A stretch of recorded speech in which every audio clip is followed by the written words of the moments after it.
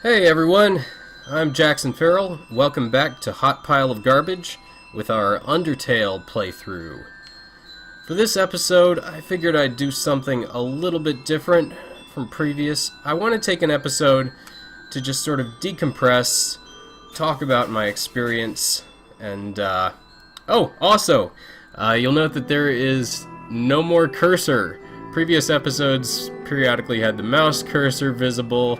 Sorry about that. I wasn't being very careful to turn that off. It's gone now. But that's not the point of this episode. The point is, I want to talk about Undertale. I want to chill out with you guys for a little bit and just discuss the experience so far. I really like it. You could probably tell that from the previous handful of episodes, but I'm definitely enjoying this playthrough. The first thing that jumps out to me is that the game is subversive. It subverts a lot of the RPG conventions that we're all used to, especially console RPGs. I cut my teeth on the Final Fantasy series, Final Fantasy 6 and 4 for the Super Nintendo, and Chrono Trigger, that kind of thing. You know, as far as that goes, in Undertale, you've got Flowey, who acts as kind of a, I don't want to say unreliable narrator, because he's not narrating the thing, but in a way, these second parties that you run into in an RPG kind of act as a narrator. They set the stage and the screen for you, but Flowey just outright lies about the mechanics of the game and how they work.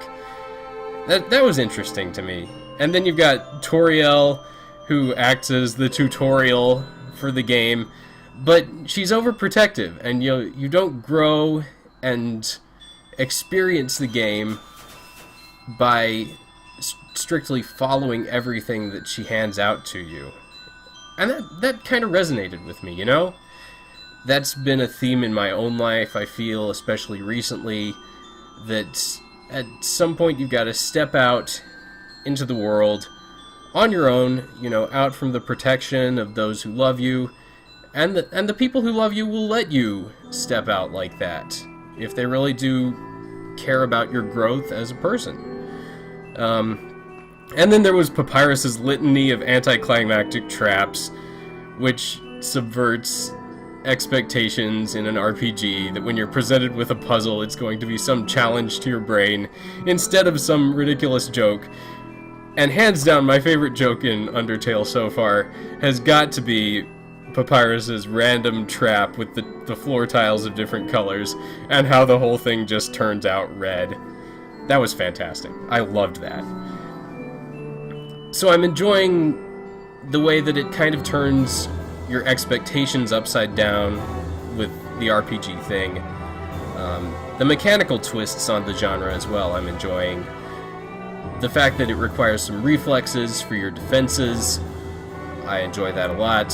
I feel like that's almost a necessity in RPGs. Well, not necessarily, but you know what I mean.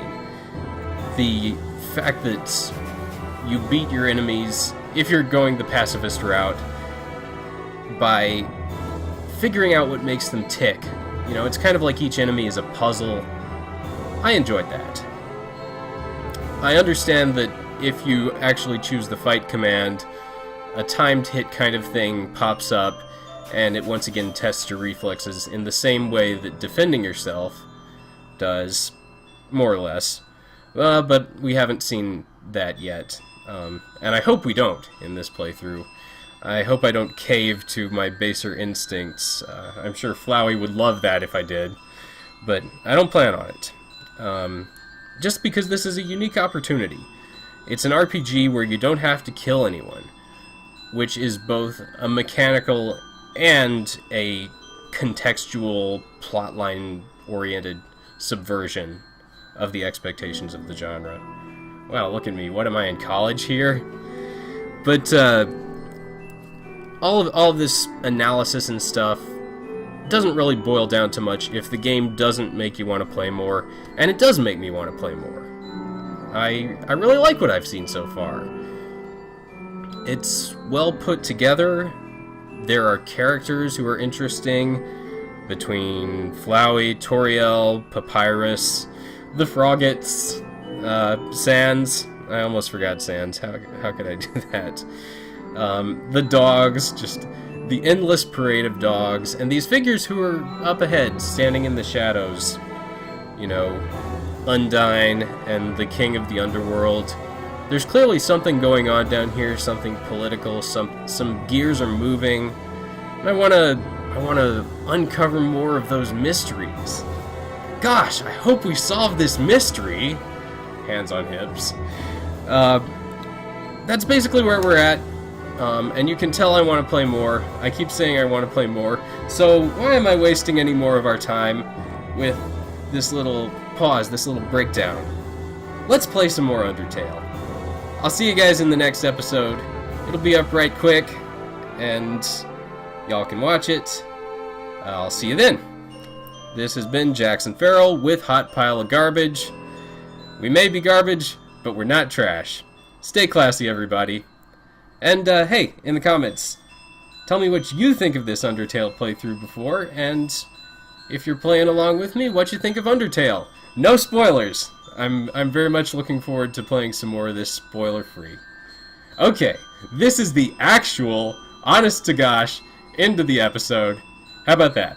See you guys later.